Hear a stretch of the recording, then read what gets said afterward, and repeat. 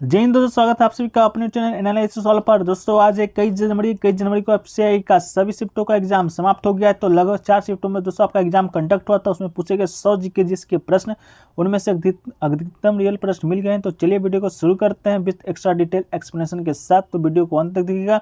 Channel पर नए होंगे चैनल को सब्सक्राइब कर नोटिफिकेशन बिल को ऑल पे जरूर से जरूर क्लिक कर लीजिएगा।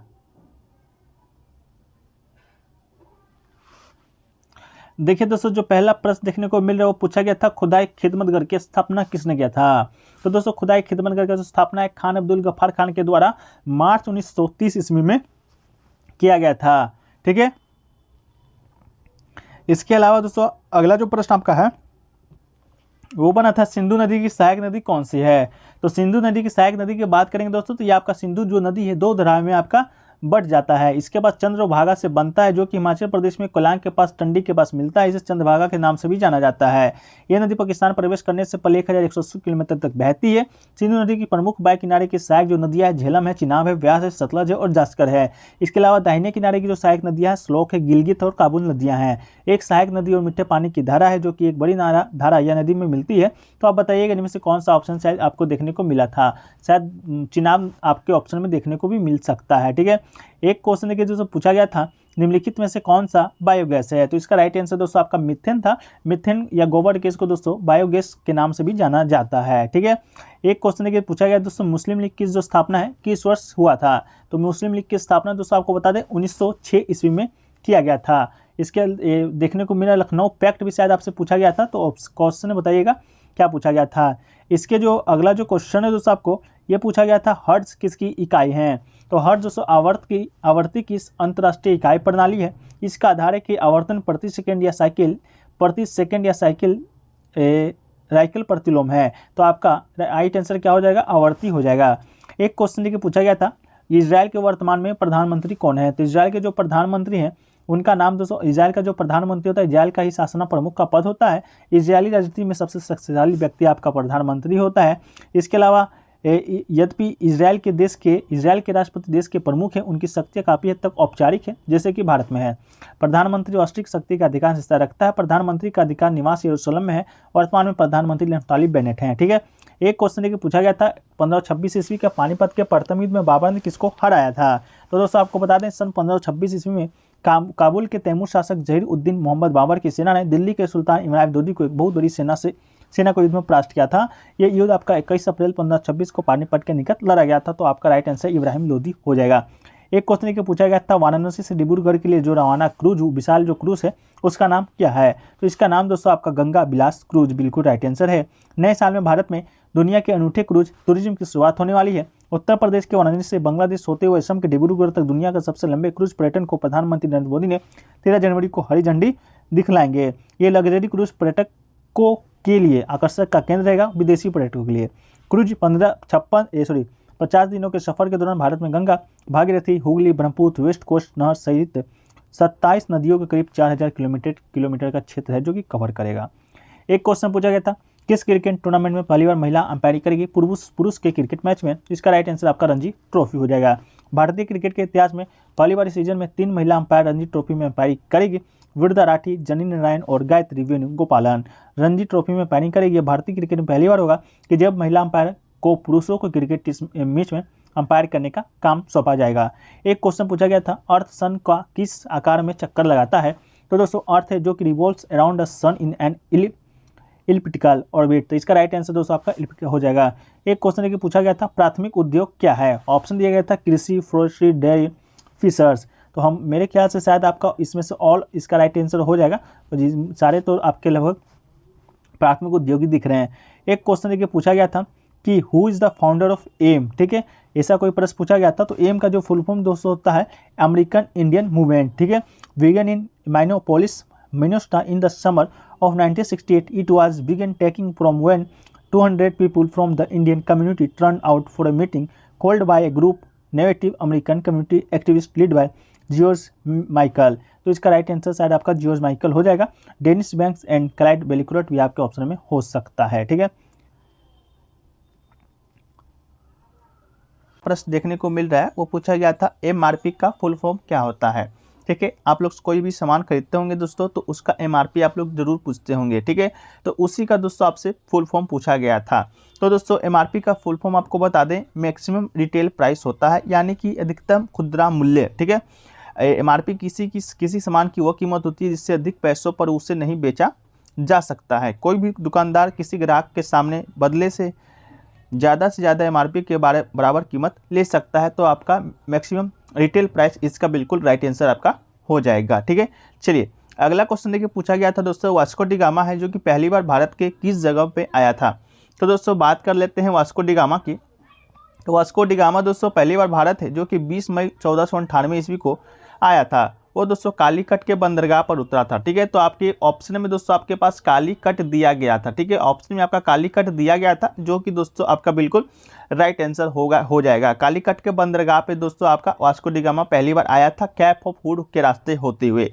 इसके अलावा दोस्तों 8 जुलाई 1997 को पुर्तगाली जो नाविक वास्को डी गामा भारत की खोज में निकला था। ये भी पूछा जाता है कि वास्को डी गामा किस देश से संबंधित था, तो पुर्तगाल से था। वो 20 मई 1498 को केरल के कोझिकोड जिले के कालीकट कप्पर गांव पहुंचा था, ठीक है। तो केरल में पहुंचा था, कोझिकोड जिला था, कालीकट उस गाँव का नाम था, ठीक है। चलिए एक क्वेश्चन देखिए पूछा गया था दोस्तों, रॉलेट सत्याग्रह किस वर्ष हुआ था। तो दोस्तों आपको बता दें रॉलेट सत्याग्रह के बारे में। रॉलेट सत्याग्रह प्रस्तावित रॉलेट एक्ट 1919 में जो आया था उसके खिलाफ एक राष्ट्रव्यापी सत्याग्रह था। इसके अलावा इसे 1919 में महात्मा गांधी जी के द्वारा लॉन्च किया गया था। रॉलेट सत्याग्रह को गांधी जी को वास्तव में राष्ट्रीय नेता बना दिया था। तो कब हुआ था, तो दोस्तों आपका 1919 ईस्वी बिल्कुल राइट आंसर हो जाएगा। इसी आंदोलन रॉलेट जो आपका एक्ट आया था दोस्तों, इसी के चलते जो आपके महात्मा गांधी है केसरी की उपाधि त्याग दिए थे, मतलब कि छोड़ दिए थे, जो आपकी ब्रिटिश के दौरान उन्हें मिला था। एक क्वेश्चन पूछा गया था दोस्तों, पहली बार जो ट्रेन है मुंबई से कहाँ चली थी। तो दोस्तों आपको बता दें कि भारत में जो पहली बार मुंबई है 16 अप्रैल 1853 को पहली यात्री ट्रेन बोरी बंदर बॉम्बे से ठाणे के बीच 34 किलोमीटर की दूरी पर चली थी। तो ऑप्शन में दोस्तों आपके ठाणे जरूर होगा, जो कि बिल्कुल राइट आंसर हो जाएगा, ठीक है। इसके अलावा यह साहिब सुल्तान और सिंध नामक 3 इंजनों के द्वारा संचालित की गई थी। तो पहली बार ट्रेन दोस्तों आपका कब चला था, 1853 में। कहाँ चला था, तो मुंबई से ठाणे में। और किस वायसराय के काल में चला था, ये भी बहुत इंपॉर्टेंट हो जाता है। तो शायद डलहौजी के काल में आपका जो पहली बार ट्रेन है चला था, ठीक है। तो इसका राइट आंसर आपका ठाणे हो जाएगा। एक क्वेश्चन पूछा गया था दोस्तों, which city is known as the city of joy, ठीक है। सिटी ऑफ जॉय जो सिटी है उसे किस सिटी को कहा जाता है। तो दोस्तों आपको बता दें कि 1992 में रोलैंड जॉब के द्वारा एक फिल्म के रूप में रूपांतरित किया गया था एक नोवेल को, ठीक है। तो कोलकाता को दोस्तों इस उपन्यास के बाद सिटी ऑफ जॉय का नाम दिया गया था। हालांकि सलम अपने जुड़वा शहर हावड़ा में एक क्षेत्र पर आधारित था। तो ओवरऑल दोस्तों आपका सिटी ऑफ जॉय है जो कि कोलकाता को कहा जाता है। तो बिल्कुल राइट आंसर दोस्तों आपका क्या हो जाएगा, तो कोलकाता हो जाएगा। कोलकाता को दोस्तों सिटी ऑफ जॉय के नाम से जाना जाता है। एक क्वेश्चन देखिए दोस्तों पूछा गया था, रामकृष्ण मिशन की स्थापना किसने किया था। तो दोस्तों किसने किया था, यह कब हुआ था। तो आपको बता दें कि भारतीय जो समाज सेवा संगठन है रामकृष्ण मिशन की स्थापना साल 1890 में 1 मई को हुआ था, ठीक है। और इस मिशन की जो स्थापना है दोस्तों स्वामी विवेकानंद जी ने किया था, ठीक है। स्वामी विवेकानंद जी के द्वारा रामकृष्ण मिशन की स्थापना किया गया था 1890 ईस्वी में। और जो कि दोस्तों रामकृष्ण परमहंस के शिष्य थे, उन्हीं के उपलक्ष्य में, उन्हीं के दोस्तों आदर के लिए रामकृष्ण मिशन की स्थापना स्वामी विवेकानंद जी के द्वारा किया गया था। एक क्वेश्चन पूछा गया दोस्तों, पीएम अंत्योदय योजना का नया नाम बदलकर क्या रखा गया है। तो दोस्तों इसका जो नया नाम बदलकर रखा गया है राष्ट्रीय शहरी आजीविका मिशन, ठीक है, का नाम दिया गया है। इस योजना के तहत शहरी क्षेत्रों के लिए दीनदयाल उपाध्याय अंत्योदय योजना के अंतर्गत सभी 4041 शहरों और कस्बों को कवर कर पूरे शहरी आबादी को लगभग कवर किया जाएगा। तो शहरी दोस्तों राष्ट्रीय शहरी आजीविका मिशन बिल्कुल आपका राइट आंसर हो जाना चाहिए था, ठीक है। चलिए एक क्वेश्चन देखिए पूछा गया था दोस्तों कि रिलायंस जियो ने हाल ही में किसके साथ कोलैबोरेशन किया है, ठीक है। तो दोस्तों आपको बता दें जो यूके का जो फुटबॉल क्लब है मैनचेस्टर सिटी, ठीक है, मैनचेस्टर सिटी आपका इसका राइट आंसर होगा, ने जियो प्लेटफॉर्म लिमिटेड जियो के साथ एक नई रीजनल पार्टनरशिप की घोषणा की है, जो भारत के प्रमुख डिजिटल सर्विस ब्रांड को भारत में क्लब का आधिकारिक मोबाइल कम्युनिकेशन नेटवर्क पार्टनर बनाएगा। पार्टनरशिप को भारत की सबसे बड़ी स्पोर्ट्स और मनोरंजन कंपनी राइज वर्ल्ड वाइड द्वारा एनवर्ल्ड और सपोर्ट किया गया है। तो मैनचेस्टर सिटी इसका बिल्कुल आपका राइट आंसर था दोस्तों, ठीक है। चलिए एक क्वेश्चन देखिए दोस्तों, पूछा गया था सबसे कम शिशु मृत्यु दर वाला राज्य कौन सा है। तो दोस्तों जो आज का जो आपका लेवल था, पहले आपको बता दें कि पूरे जो चारों सेक्शन में जो आपका आते हैं उसमें से जीके जीएस का जो लेवल है थोड़ा सा अप किया गया था, क्योंकि पहले की अपेक्षा जो जीके जीएस के प्रश्न आ रहे थे वो बहुत ही कम लेवल के आ रहे थे। ठीक है, आज का जो जीके जीएस का लेवल का जो प्रश्न पूछा गया था वो आप भी देख सकते हैं कितना थोड़ा सा लेवल अप किया गया है। ठीक है, हालांकि ज़्यादा ही कोई हार्ड नहीं है, लेकिन पहले की शिफ्टों की अपेक्षा लेवल जो हार्ड हुआ है। ठीक है, तो सबसे कम मृत्यु दर वाला राज्य आपसे पूछा गया था दोस्तों, तो भारत सबसे कम मृत्यु दर वाला राज्य कौन सा है, तो दोस्तों आपका केरल है। ठीक है, तो केरल बिल्कुल इसका राइट आंसर हो जाएगा। इसे 12 के रूप में दर्ज किया गया है, जिसका अर्थ है कि प्रति 1000 जीवित जन्मों में 12 शिशु की मृत्यु हो जाती है। ठीक है, तो प्रति 1000 जो आपका जहाँ पर जन्म होता है शिशु का, उनमें से 12 शिशु का मृत्यु केरल में आपका हो जाता है। तो सबसे कम शिशु मृत्यु वाला आपका जो राज्य है वही है। तो दोस्तों सेशन अच्छा लगा होगा तो सेशन को लाइक जरूर कर दीजिएगा, और चैनल पर दोस्तों नए हैं चैनल को सब्सक्राइब भी करते चलिएगा, क्योंकि आपके लिए इतना अच्छा question, exact question, 100% real question आपके समक्ष हम लेकर आए हैं। एक क्वेश्चन पूछा गया था लिटमस कलर इन वाटर, ऐसा कोई प्रश्न पूछा गया था। तो आपको बता दें कि लिटमस का पेपर होता है does not show any colour change in pure water, has it has a neutral pH which has value 7 and litmus show colour change in the both acid and basic solution. तो कोई भी colour दोस्तों आपका litmus paper है जो कि water में नहीं देता है। इसके अलावा क्वेश्चन क्या था तो एग्जैक्ट मालूम नहीं चल पाया है। एक क्वेश्चन पूछा गया था दोस्तों मानव पसलिया में कितनी हड्डियां होती हैं, इस तरह का क्वेश्चन पूछा गया था। तो आपको बता दें दोस्तों, अगर संख्या में पूछा गया होगा तो 24 या 25, 24 होता है। देखिए 12 जोड़ा में आपका हड्डी होता है मनुष्य में आमतौर पर, जिसमें 24 पसलियां होती है। ठीक है, और हड्डियों की संख्या दोस्तों आपका 25 होता है, तो आपका राइट आंसर 25 हो जाएगा। ठीक है, इसमें पसलियों की संख्या 24 अर्थात 12 जोड़े होते हैं। इन पसलियों को जोड़ने वाली हड्डी को स्टर्न बोन कहते हैं, जिसकी संख्या 1 होती है। ज़्यादातर पसलियां स्टिक में होती है, जहां करीब 200 से 400 होती है। ठीक है, तो आपका 225 बिल्कुल राइट आंसर आपका हो जाएगा। ठीक है, एक क्वेश्चन देखिए पूछा गया था ग्रामीण लोगों को 1 साल में 100 दिन का रोजगार किस ये योजना के तहत दिया जाता है। तो दोस्तों आपको बता दें महात्मा गांधी राष्ट्रीय ग्रामीण रोजगार गारंटी अधिनियम यानी मनरेगा भारत में लागू एक रोजगार गारंटी योजना है, जिसे कि 7 सितंबर 2005 को विधान के द्वारा अधिनियमित किया गया था। इस योजना के अंतर्गत प्रत्येक वित्तीय वर्ष में किसी भी ग्रामीण परिवार के उन वयस्क सदस्यों को 1000 दिन का रोजगार उपलब्ध कराती है, जो कि प्रतिदिन 200 रुपये की संवैधानिक न्यूनतम मजदूरी पर सार्वजनिक कार्य संबंधी अकुशल मजदूरी करने के लिए तैयार है। तो इसका राइट आंसर दोस्तों आपका क्या हो जाएगा, मनरेगा हो जाएगा। ठीक है, चलिए एक क्वेश्चन देखिए दोस्तों पूछा गया था आपसे, आपको बता दें कि G20 समिट भारत में दोस्तों आपका कहाँ हुआ था, जिसका कि राइट आंसर आपका शायद भोपाल था। इससे रिलेटेड प्रश्न पूछा गया था, एग्जैक्ट प्रश्न अभी थोड़ा सा मिल नहीं पाया है। ठीक है, तो आप लोग बताइएगा कि एग्जैक्ट प्रश्न क्या पूछा गया था। देखिए वर्तमान में जो भारत का G20 की अध्यक्षता कर रहा है आपको भी मालूम होगा। इस दौरान हिंदुस्तान के दिल कहे जाने वाले मध्य प्रदेश में G20 के एग्जीक्यूटिव ग्रुप ठीक 20 की 2 दिवसीय सम्मेलन का आयोजन होगा। विदेश मंत्रालय की स्थापना, research and information system for development countries G20 के विशेष सम्मेलन ठीक 20 global governance with life value and wellbeing का आयोजन भोपाल में करेगा। यह सम्मेलन 16 और 17 जनवरी को भोपाल के कुशाभाऊ ठाकरे कन्वेंशन सेंटर में आयोजित किया जाएगा। तो आशा करते हैं दोस्तों कोई भी प्रश्न पूछा गया होगा आपको आंसर जो कि मिल गया होगा। ठीक है, चलिए एक क्वेश्चन देखिए पूछा गया था दोस्तों सबसे ज़्यादा जो मून है, जो चांद है या उपग्रह है, वो किसके पास है। तो दोस्तों जो आपका सौर मंडल में जो सबसे ज़्यादा जो चंद्रमा है वो दोस्तों आपका शनि ग्रह के पास है। तो शनि ग्रह राइट आंसर हो जाएगा। चाहे आपके क्वेश्चन में ये कितना है वो भी आपको दिया गया था, शायद 83 जो सबसे ज़्यादा चांद है किस ग्रह के पास है, तो शनि ग्रह आपका हो जाएगा।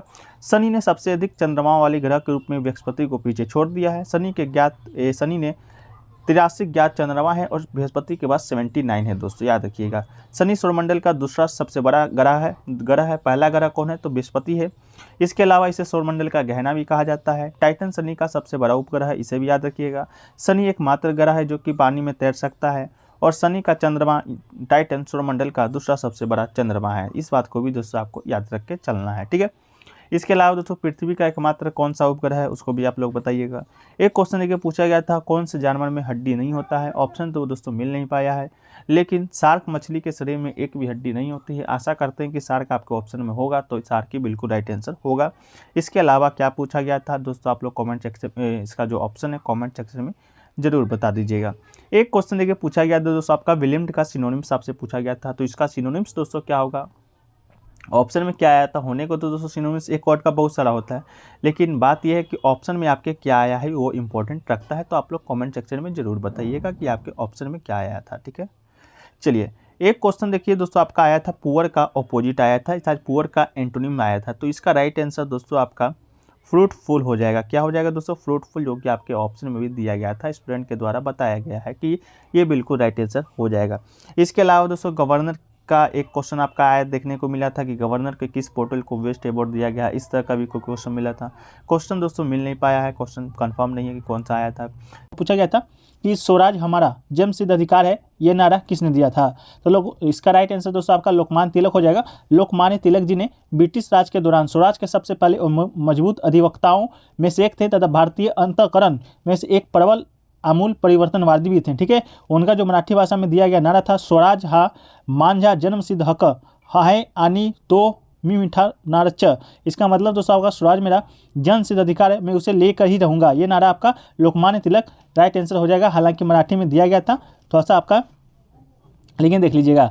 एक क्वेश्चन देखिए पूछा गया था कि एक सोशल मीडिया ऐप का नाम बताना था, जिसमें पूछा गया था दोस्तों कि बिना इंटरनेट के भी रन कर सकता है। तो 4 ऑप्शन शायद दिया गया था। तो ऑप्शन में आपका फेसबुक था, मैसेंजर था, इंस्टाग्राम था, फेसबुक मैसेंजर था, इंस्टाग्राम था, व्हाट्सएप था और वीचैट था। तो दोस्तों आपको मालूम होगा फेसबुक मैसेंजर बिना नेट का आपका काम नहीं करेगा। इंस्टाग्राम भी दोस्तों चलाने के लिए नेट चाहिए, व्हाट्सएप के लिए तो नेट अति आवश्यक ही है। तो एक ऑप्शन बच जाता है दोस्तों आपका वीचैट, जो कि आपका इंटरनेट चलाने के लिए इंटरनेट की जरूरत नहीं पड़ता है। तो आपका शायद वीचैट आपका इसका राइट आंसर हो जाएगा, ठीक है। एक क्वेश्चन देखिए दोस्तों पूछा गया था इकोनॉमिक्स से कि average income of country is called, क्या कहलाता है? मतलब किसी कंट्री का जो एवरेज इनकम होता है वो दोस्तों आपका क्या कहलाता है? तो आंसर पर कैपिटा इनकम इसका राइट आंसर था, ठीक है। पर कैपिटा इनकम इसका राइट आंसर था। The average income is obtained by dividing the total income of the country bye its population, this is also called per capita income, ठीक है। इसका right answer हो जाएगा।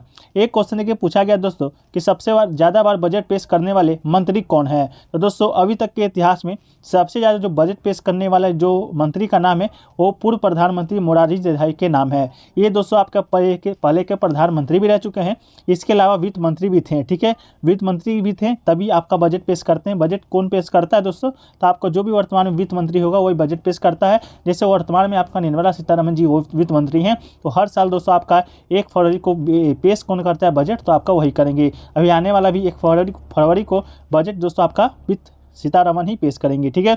इसके अलावा सबसे इसका राइट आंसर आपका मोरारजी देसाई हो जाएगा। 1962 से 1969 में वित्त मंत्री के रूप में अपना कार्यकाल के दौरान उन्होंने 10 बजट पेश किए थे। इसके बाद पी चिदम्बरम ने 9, प्रणब मुखर्जी ने 8 और यशवंत सिन्हा ने 8 और मनमोहन सिंह ने 6 बजट पेश किए हैं। तो सबसे ज़्यादा 10 बजट पेश किए हैं, ठीक है। आपका राइट आंसर हो जाएगा, ठीक है। वो पूछा गया था कि प्लासी के युद्ध में ईस्ट इंडिया कंपनी की तरफ से कौन लड़ा था? तो दोस्तों आपको मालूम होगा 1757 ईस्वी में प्लासी का युद्ध दोस्तों आपका हुआ था, जिसमें दोस्तों आपका ईस्ट इंडिया कंपनी यानी कि अंग्रेज और दोस्तों बंगाल के सेना के बीच आपका हुआ था। तो प्लासी का युद्ध तो पहली बार 23 जून 1757 को आपका गंगा नदी के तट पर हुआ था।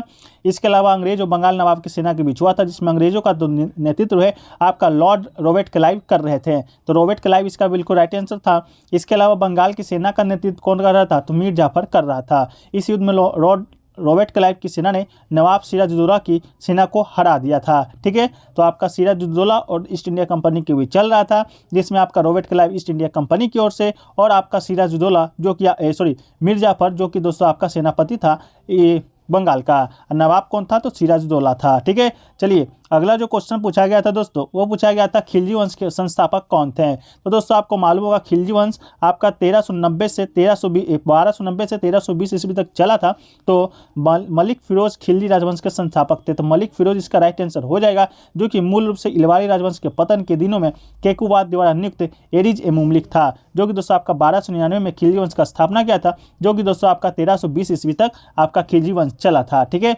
इसके अलावा है दोस्तों अगला क्वेश्चन है कि नमामि गंगे जो कार्यक्रम है जो योजना है वो दोस्तों किस वर्ष शुरू किया गया था? तो नमामि गंगे कार्यक्रम दोस्तों आपका 2014 में शुरू किया गया था। नमामि गंगे कार्यक्रम भारत सरकार के द्वारा अनुमोदित एक एकीकृत संरक्षण मिशन है। यह राष्ट्रीय नदी गंगा के प्रदूषण संरक्षण और कायाकल्प के प्रभावी उन्मूलन के दोहरे उद्देश्यों को पूरा करने के लिए 20,000 करोड़ रुपए के बजट परिव्यय के साथ शुरू किया गया था, ठीक है। तो आपका 2014 इसका राइट आंसर हो जाएगा। एक क्वेश्चन देखिए दोस्तों पूछा गया था LIC का हेड क्वार्टर कहाँ पर है। तो दोस्तों इसका जो मुख्यालय हो जाएगा, भारत की वित्तीय राजधानी आपका मुंबई में दोस्तों आपका LIC का स्थापना हुआ था। ठीक है, तो LIC का स्थापना दोस्तों आपका मुंबई में हुआ था, सॉरी हेड क्वार्टर आपका मुंबई में है, जो कि आपका भारत का वित्तीय राजधानी है। इसके अलावा दोस्तों दिल्ली आपका क्या है, तो आपका ओरिजिनल राजधानी आपका दिल्ली ही है। एक क्वेश्चन पूछा गया दोस्तों कि भारत में सबसे जो अधिक पर्यटक है वो भारत में किस देश से आते हैं। तो दोस्तों आपका भारत में सबसे ज़्यादा जो विदेशी पर्यटक है वो आपका बांग्लादेश और अमेरिका से आते हैं।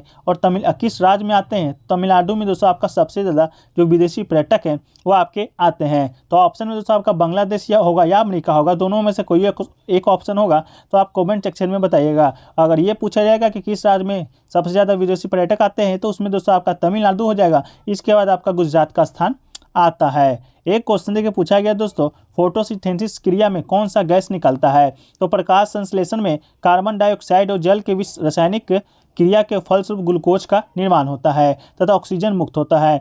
शोषण में इसके विपरीत ग्लूकोज के ऑक्सीजन के फलस्वरूप जल तथा कार्बन डाइऑक्साइड बनता है। तो आपका ग्लूकोज इसका बिल्कुल राइट आंसर हो जाएगा। एक क्वेश्चन देखिए पूछा गया था दोस्तों कि आशा वर्कर में ए का फुल फॉर्म क्या होता है। तो आशा का जो दोस्तों आपका मालूम होगा, आशा का जो फुल फॉर्म होता है वो आपको देख लीजिए, एक्रेडिटेड सोशल हेल्थ एक्टिविस्ट होता है। ठीक है, इसके हिंदी में भाषा में मान्यता प्राप्त सामाजिक स्वास्थ्य कार्यकर्ता भी कहते हैं। तो एक्रेडिटेड इसका राइट आंसर दोस्तों आपका हो जाएगा। और पूरा जो फुल फॉर्म होता है आशा का वो आपका होता है एक्रेडिटेड सोशल हेल्थ एक्टिविस्ट। ठीक है, चलिए एक क्वेश्चन देखिए पूछा गया था दोस्तों कि DRDO का स्थापना आपसे पूछा गया था कि कब हुआ था। तो DRDO का जो स्थापना हुआ है दोस्तों आपका, इसका गठन 1958 में किया गया है। किसका, DRDO का। ठीक है, विभिन्न स्तरों पर वैज्ञानिक तकनीकी वर्ग के कर्मचारियों के वेतनमान क्या है। ठीक है, तो ये आपका DRDO का स्थापना किया गया था 1958 में। ठीक है,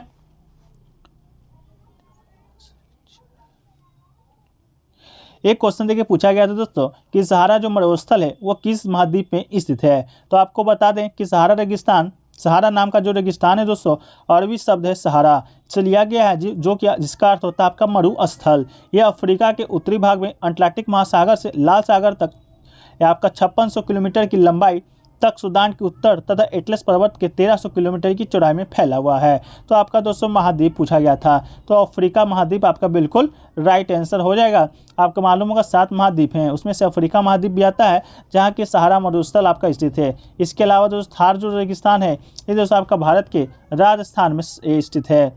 एक क्वेश्चन देखिए पूछा गया था कि वायुमंडल में सबसे अधिक जो गैस है वो कौन सी पाई जाती है। तो इसका राइट आंसर दोस्तों आपका नाइट्रोजन हो जाएगा। नाइट्रोजन के जो प्रतिशत में मात्रा है वायुमंडल में वो सभी गैसों से दोस्तों आपका अधिक है। इसके अलावा दोस्तों आपका ऑक्सीजन की बात करेंगे तो यह अन्य पदार्थों के साथ मिलकर जलने का कार्य करता है। इसके अलावा कार्बन डाइऑक्साइड का, तो ये सबसे भारी गैस है जो इस कारण सबसे निचली परत में मिलती है। फिर इसका जो विस्तार है 32 किलोमीटर की ऊंचाई तक है। इसके अलावा ओजोन गैस की बात करेंगे तो ये गैस ऑक्सीजन का ही एक विशेष रूप है। तो आपके ऑप्शन में दोस्तों ये सभी गैसें दिए गया था। एक क्वेश्चन के पूछा गया था एल्कोहल में फर्मेंटेशन के लिए क्या मिलाया जाता है। एल्कोहल में फर्मेंटेशन यानी कि किण्वन के लिए, तो फर्मेंटेशन में शराब बनाने के लिए दोस्तों अनाज, फल, गन्ना, महुआ, खजूर, चावल और कई तरह की स्टार्टेट वाली चीज़ें भी ईस्ट मिलाकर इन्हें फॉर्मेट किया जाता है। तो ईस्ट शायद आपके ऑप्शन में दिया गया होगा दोस्तों, जो कि बिल्कुल राइट आंसर हो जाएगा। वो इसे तेज़ी से फॉर्मेट करने के लिए ऑक्सीटॉक्सिन का भी इस्तेमाल किया जाता है। वो पूछा गया था सौर मंडल में पृथ्वी का नंबर कितने नंबर पे आता है। तो दोस्तों आपको बता दें कि पृथ्वी सूर्य से तीसरा ग्रह है और शुक्र और बुध के बीच में है। इसके अलावा पृथ्वी सौरमंडल का 5वां सबसे बड़ा ग्रह है। तो यही दोस्तों आपसे पूछा गया था, तो इसका राइट आंसर आपका क्या हो जाएगा, 5वां हो जाएगा। इसके अलावा दोस्तों सूर्य से दूरी के अनुसार आपके जो ग्रह के नाम है वही दोस्तों आपका सूर्य से दूरी के अनुसार आपका पृथ्वी तीसरा नंबर पर आता है, लेकिन सबसे बड़ा 5वां है, इसको याद रखिएगा। इसके अलावा सूर्य से दूरी के अनुसार आपका पहले बुध, शुक्र, इसके बाद पृथ्वी, फिर मंगल, फिर बृहस्पति, फिर शनि, फिर यूरेनस, फिर नेपच्यून आता है। ये भी प्रश्न बनता है दोस्तों कि पृथ्वी कौन कौन से ग्रह के बीच में है। तो मंगल और शुक्र ग्रह के बीच में दोस्तों आपका पृथ्वी होता है। ठीक है, तो चलिए अगला क्वेश्चन की ओर बढ़ते हैं। अगला क्वेश्चन पूछा गया था दोस्तों नासिक के त्र्यंबकेश्वर से कौन सी नदी निकलती है। तो दोस्तों त्र्यंबकेश्वर ज्योतिर्लिंग मंदिर महाराष्ट्र प्रांत के नासिक जिले में त्र्यंबक गाँव में है। यहाँ की निकटवर्ती ब्रह्मगिरी नामक पर्वत से गोदावरी नदी का उद्गम होता है, जो कि आपके ऑप्शन में भी दिया गया था। तो आपका राइट आंसर दोस्तों आपका गोदावरी राइट आंसर हो जाएगा। एक क्वेश्चन देखिए दोस्तों पूछा गया था QR कोड। आप लोग जब भी शॉपिंग करने जाते होंगे तो पेमेंट करना होता होगा दोस्तों, तो QR कोड आपको दिखता होगा, लेकिन बहुत से लोग इसका फुल फॉर्म नहीं जानते थे। तो आज एग्जाम में पूछा गया था कि QR कोड में R का मतलब क्या होता है। तो इसका राइट आंसर दोस्तों आपका रिस्पॉन्स हो जाएगा। QR का जो फुल फॉर्म होता है क्विक रिस्पॉन्स कोड होता है, ठीक है। तो रिस्पॉन्स आपका बिल्कुल राइट आंसर है। ये देखने में स्क्वायर बारकोड की तरह ही है, जिसे सबसे पहले जापान में डेवलप किया गया था। ये दिखने में ट्रेडिशनल UPC बारकोड से बिल्कुल है, जो कि हॉरिजॉन्टल लाइंस की तरह है। तो ये दोस्तों ये भी पूछा जा सकता है QR कहाँ से सबसे पहले विकसित किया गया था, जापान में। राइट आंसर हो जाएगा। आशा करते हैं कि आप सभी लोग QR कोड को देखे होंगे। चलिए अगला क्वेश्चन की ओर बढ़ते हैं। अगला क्वेश्चन पूछा गया था दोस्तों, प्रसिद्ध फुटबॉलर खिलाड़ी पेले किस देश का खिलाड़ी था। तो दोस्तों आपको बता दें कि पेले, जो कि दोस्तों आपका पूरा नाम यहाँ पर देख भी सकते हैं, एडिसन एडसन आइटेंस डो नेसिमेंटो केवियाई, किनका जन्म आपका 23 अक्टूबर 1940 को और मृत्यु 19 दिसंबर 2022 को हुआ था। जिनका लोकप्रिय नाम आपका पेले था। इसके अलावा दोस्तों किस देश के खिलाड़ी थे, तो ये दोस्तों एक अवकाश प्राप्त ब्राज़ील फुटबॉल खिलाड़ी थे और फुटबॉल के विशेषज्ञों और पूर्व खिलाड़ियों के द्वारा सर्वकालीन महान फुटबॉल खिलाड़ियों में से एक माना जाता है। तो आपका राइट आंसर ब्राज़ील हो जाएगा। अगला क्वेश्चन पूछा गया था दोस्तों संविधान के बारे में, कि संविधान किस वर्ष लागू हुआ था या कब से लागू हुआ था। तो दोस्तों आपको बता दें कि संविधान यह गणराज्य भारत के संविधान के अनुसार शासित है और जिसे संविधान सभा के द्वारा 26 नवंबर 1949 को ग्रहण किया गया था, जो कि 26 जनवरी 1950 को प्रवृत्त हुआ था। तो लागू आपसे पूछा गया था, तो लागू दोस्तों आपका 1950 26 जनवरी राइट आंसर हो जाएगा। लेकिन बन के तैयार दोस्तों आपका हो गया था 26 नवंबर 1949 को। हो सकता था कि 27 नवंबर को आपको लागू भी कर दिया था, लेकिन 26 जनवरी को दोस्तों इसलिए आपको संविधान को लागू किया गया था क्योंकि दोस्तों 1929 के लाहौर अधिवेशन में आपके जो जवाहरलाल नेहरू जी थे, वो दोस्तों आपका गणतंत्र दिवस जो आपके मनाना शुरू किए थे, वे आपका दोस्तों आपका 26 जनवरी को ही मनाना शुरू किए थे। तो ये दिवस को दोस्तों आपका लोकप्रिय बनाने के लिए इसी दिन आपका संविधान को लागू करने का निर्णय लिया गया था। तो 26 जनवरी 1950 राइट आंसर हो जाएगा। अभी कुछ दिन बाद 5-6 दिन बाद 26 जनवरी आपका आने वाला है, जो में दोस्तों आपका रिपब्लिक डे सेलिब्रेट हम लोग करते हैं। उस समय जो आपके लाल किला पे झंडा कौन फहराते हैं या झंडा कौन फहराते हैं, तो दोस्तों आपका राष्ट्रपति गणतंत्र दिवस पर झंडा फहराते हैं और इंडिपेंडेंस स्वतंत्र दिवस पर प्रधानमंत्री झंडा फहराते हैं। इसके अलावा राज्यों में आपके गणतंत्र दिवस पर आपके राज्यपाल और आपके स्वतंत्र दिवस पर मुख्यमंत्री झंडा फहराते हैं। इस बात को भी आप याद रख सकते हैं। एक क्वेश्चन देखिए पूछा गया था द्वितीय विश्व युद्ध के बारे में, कि द्वितीय विश्व युद्ध कब से कब तक हुआ था या कब हुआ था, ये पूछा गया था। तो द्वितीय विश्व युद्ध दोस्तों आपका 1 सितंबर 1949 से 2 सितंबर 1945 तक चला था। ये दोस्तों आपका जर्मनी का जो पोलैंड पे आक्रमण हुआ था 1 सितंबर को, उसी समय से आपका द्वितीय विश्व युद्ध स्टार्ट हो गया था और 2 सितंबर 1945 तक या जर्मनी के जो हिटलर हैं मरने तक आपका चला था। ये धुरी राष्ट्र जैसे कि जर्मनी, इटली और जापान और मित्र राष्ट्र फ्रांस, ग्रेट ब्रिटेन, संयुक्त राज्य अमेरिका, सोवियत संघ और कुछ हद तक चीन के बीच लड़ा गया था। ये धुरी और मित्र राष्ट्रों के बीच लड़ा गया एक युद्ध था, जो कि दोस्तों द्वितीय विश्व युद्ध के नाम से जाना जाता था। धुरी राष्ट्र में ये सभी देश थे, मित्र राष्ट्र में ये सभी देश थे। इसके अलावा पहला जो विश्व युद्ध है वो दोस्तों आपका 1914 ईस्वी में लड़ा गया था, ठीक है। तो इस बात को भी आप याद रखिएगा। एक क्वेश्चन देखिए पूछा गया था अटल जो टनल है वो कहाँ पर स्थित है, किस राज्य में स्थित है। तो भारत के जो पूर्व प्रधानमंत्री थे अटल बिहारी वाजपेयी के नाम पर हिमाचल प्रदेश में भारत में लेह मनाली राजमार्ग पर हिमाचल के पूर्वी पीर पंजाल रेंज में रोहतांग दर्रे के नीचे बनाए गए एक राजमार्ग सुरंग है, जिसकी लंबाई आपका 9 किलोमीटर है। ये दुनिया भर में 10,000 फीट यानी कि 3048 फीट से ऊपर की सबसे लंबी राजमार्ग एकल ट्यूब सुरंग है। तो आपका हिमाचल प्रदेश 100% राइट आंसर हो जाएगा। एक क्वेश्चन देखिए पूछा गया था गैल्वेनोमीटर के बारे में, कि गैल्वेनो जो मीटर है किस साइंटिस्ट के नाम पर इसका नामकरण हुआ है। तो दोस्तों आपको बता दें कि गैल्वेनोमीटर विद्युत प्रवाह के लिए एक विद्युत यांत्रिक माप उपकरण है। शुरुआती गैल्वेनोमीटर अनकैलिब्रेट किए गए थे, लेकिन उन्नत संस्करण जिन्हें एमीटर कहा जाता है को कैलिब्रेट किया गया था। वर्तमान के प्रवाह को अधिक सटीक रूप से माप सकता है, ये गैल्वेनोमीटर का कार्य है। लेकिन आपसे क्वेश्चन दूसरा पूछा गया था। इसके अलावा गैल्वेनोमीटर में अवलोकन से आया है। पहली बार 1820 में हैंस क्रिश्चियन के द्वारा नोट किया गया था।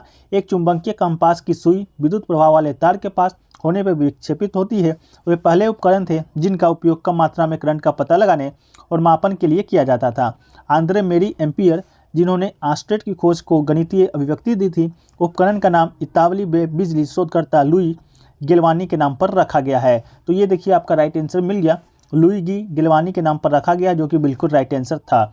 इसके अलावा जिन्होंने 1791 में मेढक गैल्वेनोस्कोप के सिद्धांत की खोज किया था कि विद्युत प्रवाह का एक मित्र मेढक के पेड़ों को झटका दे सकता है। तो आपका लुई गिलवानी आपका राइट आंसर हो जाएगा। एक क्वेश्चन पूछा गया था, फतेहपुर सीकरी है जो कि किसके द्वारा बनवाया गया था। तो आपको बता दें, अतुल्य भारत का जो सपना है वो शाह अकबर ने 1572-1785 के बीच फतेहपुर सीकरी को अपनी राजधानी बनाया था। इसे लाल पत्थरों का इस्तेमाल करके बनवाया गया था। तो आपका राइट आंसर बादशाह अकबर हो जाएगा। 1572 से 1585 के बीच यह फतेहपुर सीकरी को बनवाया गया था। ये आपका आगरा में स्थित है। एक क्वेश्चन देखिए पूछा गया था, जनवरी में राष्ट्रपति द्रौपदी मुर्मू ने किस राज्य में सोलर पावर का डिजिटल प्रारूप प्रस्तुत किया है। तो इसका राइट आंसर दोस्तों आपका राजस्थान हो जाएगा। ठीक है, आपके मालूम होगा द्रौपदी मुर्मू जो कि आपके वर्तमान में 15वें नंबर के राष्ट्रपति हैं, वह आपका जनवरी में सोलर जो पावर का डिजिटल प्रारूप है वो आपका राजस्थान में प्रस्तुत है जो कि किया था। एक क्वेश्चन पूछा गया था, मणिपुर की राजधानी कहाँ है। तो मणिपुर की राजधानी दोस्तों आपका इम्फाल 100% राइट आंसर हो जाएगा। इम्फाल नदी पर कंगला किला कभी स्थानीय शासकों का निवास स्थान था, लेकिन अब इसे केवल अवशेष बचे हैं। एक क्वेश्चन पूछा गया दोस्तों, अंबेडकर ए लाइफ पुस्तक किसने लिखा है।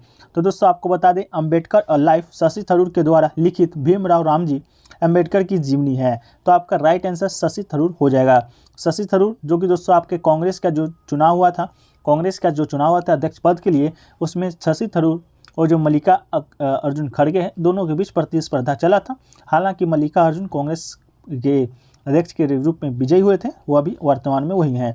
यह पुस्तक अंबेडकर की जीवन यात्रा, दलितों को कलंकित करने वाले समाज में उन बाधाओं को दूर करने के लिए, अस्पृश्यता को अवैध बनाने के लिए उनकी लड़ाई की अंतर्दृष्टि देती है।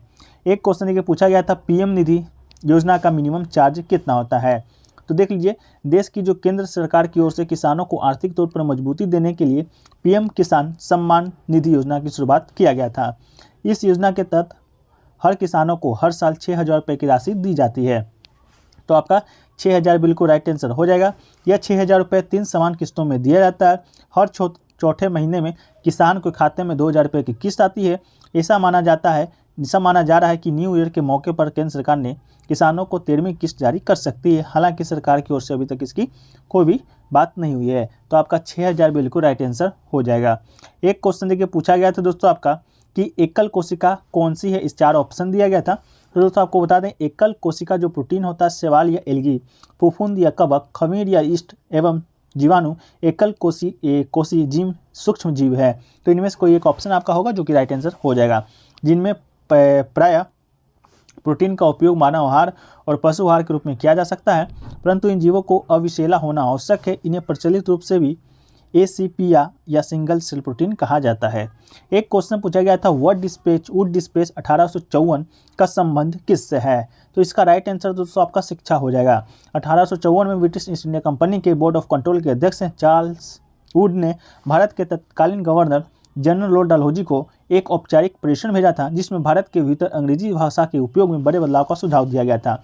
चार्ल्स ने सिफारिश भी किया था कि प्राथमिक विद्यालयों में स्थानीय भाषाओं को अपनाया जाए, उस उच्च विद्यालयों में एंग्लो वर्नाकुलर भाषा को अपनाया जाए और कॉलेजों में शिक्षा का माध्यम अंग्रेजी हो। इस विज्ञापित को अनौपचारिक रूप से वुड डिस्पैच के रूप में माना जाता है।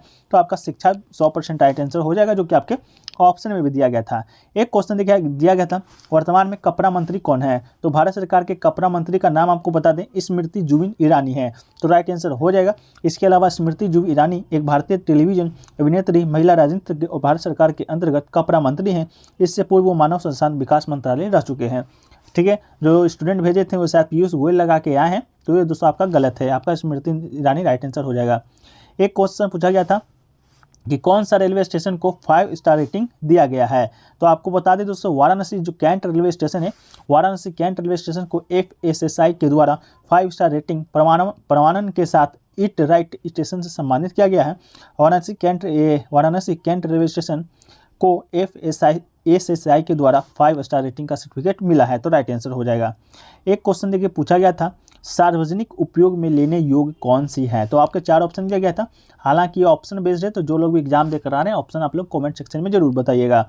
एक क्वेश्चन ये पूछा गया था, पीएमडीओए कब बना था? तो ये नवंबर 2015 को आरंभ हुआ था, जिसके तहत राज्य और केंद्र शासित प्रदेशों की घाटे में चल रही विद्युत वितरण कंपनियों को घाटे से उबारने और उनकी वित्तीय स्थिति को सुदृढ़ करने का कार्य किया जा रहा है। तो आपका 2015 बिल्कुल राइट आंसर हो जाएगा। एक क्वेश्चन पूछा गया था दोस्तों कि क्रॉप्स को बढ़िया करने के लिए कौन सी योजना चलाई गई है?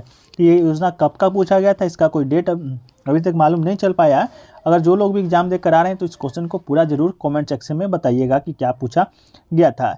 एक दूसरा क्वेश्चन पूछा गया था, माचिस की तिल्ली पर किसका लेपन होता है? तो माचिस की तिल्ली की सतह में लाल फास्फोरस होता है, माचिस की तिल्ली के ऊपर पोटेशियम क्लोरेट होता है, माचिस की तिल्ली में एंटीमनी सल्फाइड और सल्फर पोटेशियम क्लोरेट जैसे रसायन मौजूद होते हैं। सेफ्टी माचिस का शीर्ष एक ऑक्सीकरण घटक जैसे पोटेशियम क्लोरेट से बना होता है, जिसे सल्फर फिलर्स और ग्लास पाउडर होता है। तो आप लोग देखिएगा क्या होगा, लाल फास्फोरस मेरे ख्याल से आपका राइट आंसर होना चाहिए। चलिए दोस्तों, ये आपके पास रहा 4th शिफ्ट का, जो कि दोस्तों अधिकतम सभी प्रश्न आपके मिल गए हैं। तो जो भी 1-2 प्रश्न और छूट गए हैं उसको आप लोग कमेंट सेक्शन में जरूर बताने का प्रयास कीजिएगा। बाकी बताइएगा वीडियो आपको कैसा लगा, अच्छा लगा तो वीडियो को लाइक जरूर कर दीजिएगा और चैनल पर नए होंगे चैनल को सब्सक्राइब भी कर देना है, क्योंकि FCI G3 से जुड़े हर पर अपडेट आपको यहीं पर मिलने वाली है। और नोटिफिकेशन बेल को ऑल पे जरूर क्लिक कर लीजिएगा। पीडीएफ आपको टेलीग्राम पे मिल जाएगा, लिंक डिस्क्रिप्शन में दिया रहेगा, थोड़ा सा वेट कीजिएगा, आपको दे दिया जाएगा। ठीक है, तो चलिए वीडियो को यहीं पर समाप्त करते हैं। मिलते हैं दोस्तों नेक्स्ट ट्रिप के वीडियो में। जब तक के लिए जय हिंद जय भारत।